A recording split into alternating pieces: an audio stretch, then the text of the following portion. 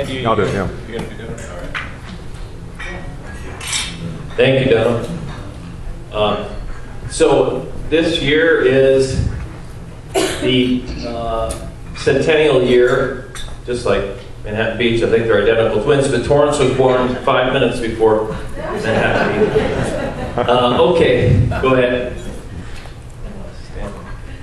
So for those of you that don't know, the areas there, the upper section there is 131, in the middle is 130. Both those are West Torrance. And then the bottom area is 129. You know, you can see the borders there, Hawthorne Boulevard to the east, approximately Prospect to the west, PCH to the south, and 190th to the north. Okay. So just as it says, some basic market statistics. I stuck mostly to single family because there's not a lot of condo sales in all three of the areas. I mean, there's some, but not a lot. So for South Torrance, area 129, for actives, you've got 16 right now, which, you know, the prices, as you can see, vary quite a bit because there's some sections in there, including the Christmas light section that, you know, are up around $1.4 million, as you can see. And some of the, like, soils area or some of the little more older rundown houses are down about 5, but so it's kind of hard to get a comparison. But 710 is actually for 129. That's a pretty good average if you take out some of the higher end area. So 70 days in the market, and you got a couple of condos that are for sale. You know, one at 249, one at 280. And then you have pending sales. You can see you've got 4, and the backup offers 9. The total's 13, of course, with the average list price again being right around 700-ish. Okay, and then closed sales for 129, maxed at $1 million, which that house is. I saw it on Brokers Open. Just a great house. I actually had a listing down the street from it, just a 2-bedroom, 1-bath house. It took forever to sell. But this house is like 2 doors down, and you'll see all the views of what you could do with the house, because Bindewald runs across the top. Anyways, average closed sale 637, but the days on the market 91. That's a little bit high. It typically doesn't take that long to sell something in South Torrance. And a couple of condos sold down there. You can see a 3-bedroom at $550 and a 2-bedroom at almost $300. So, but this was my favorite out of South Torrance this year. This is the stats for this year, of course, from January 1st.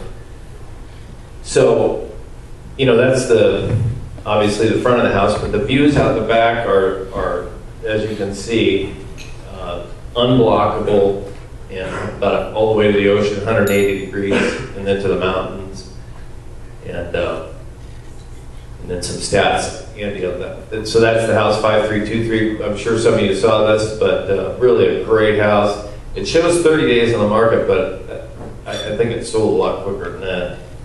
Just really showed well. And here's some more pictures on it. Sold, you know, it was listed at 999, 900, and sold at $1 million. Isn't that nice? Came up 100. And then some more pictures. As you can see, really nice. There you go. And then that's the little patio area, because it really drops off, and that's the Christmas light section down there, so you get to look down upon all those $1 million houses. Okay, and then this is the Southwood area of West Torrance in area 130, and as you can see, there's hardly anything for sale. This is kind of typical for this area, very typical. So if you list something in Southwood and you're, you know, reasonable in the price range, I mean, it just doesn't stay on the market. This is very typical.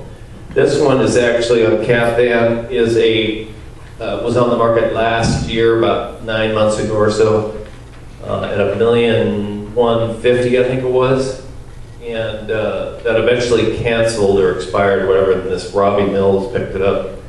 and it's back out there for $1,049,000.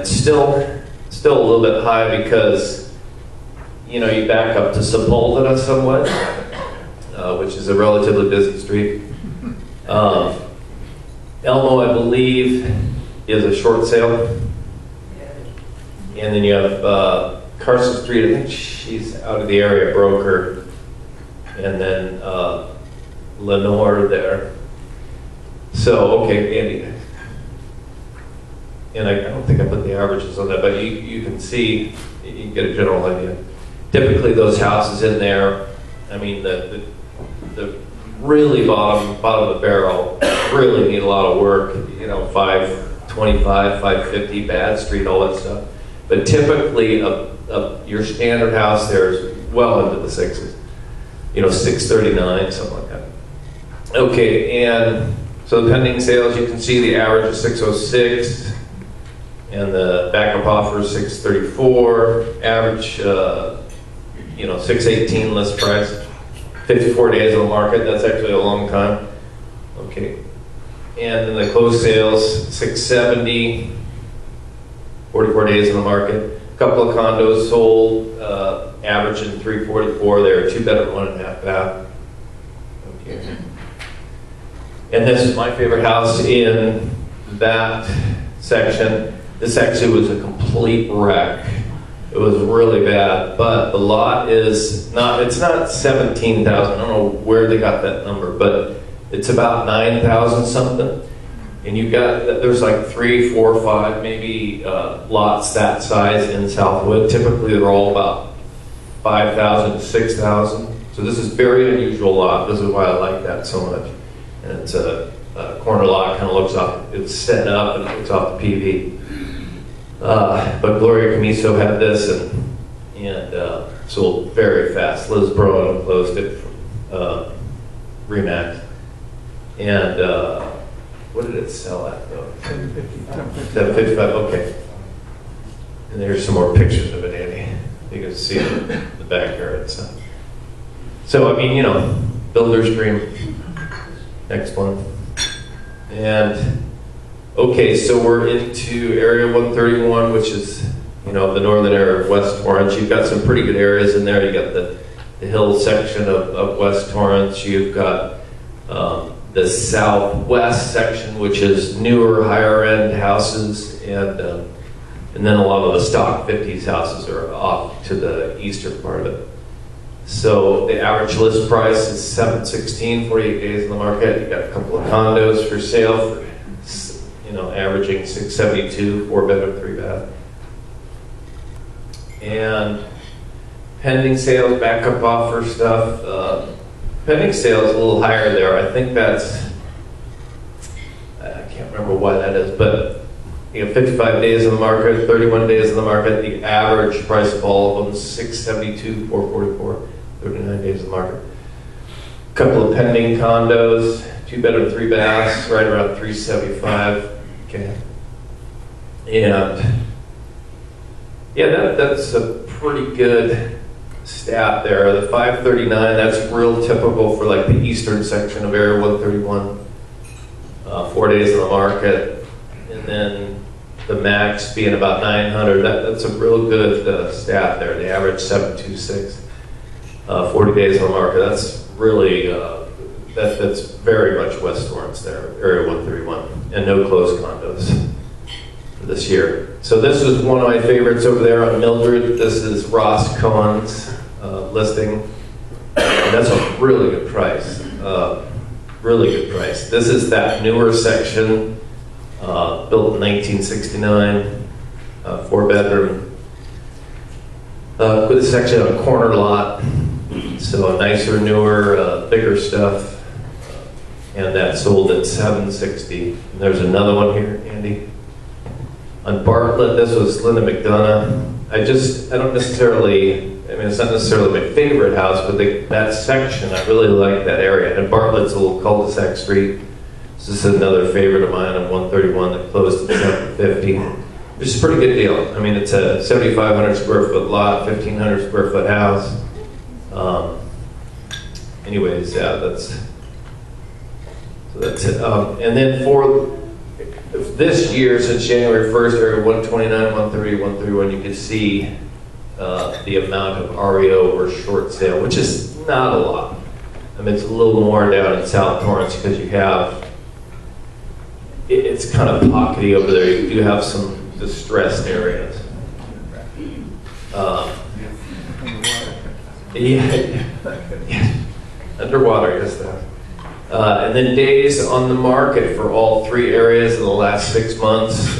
You can see starting,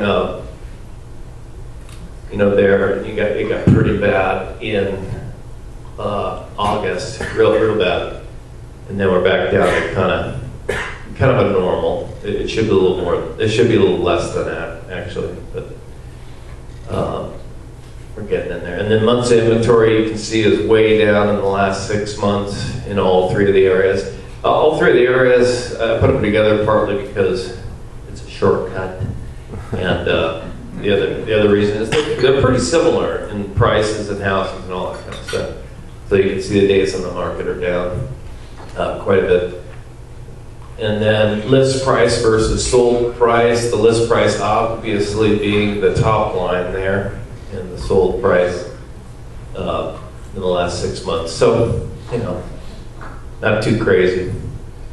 And then a little child psychology here. How did housing get in trouble? Why have one lollipop when you can have two?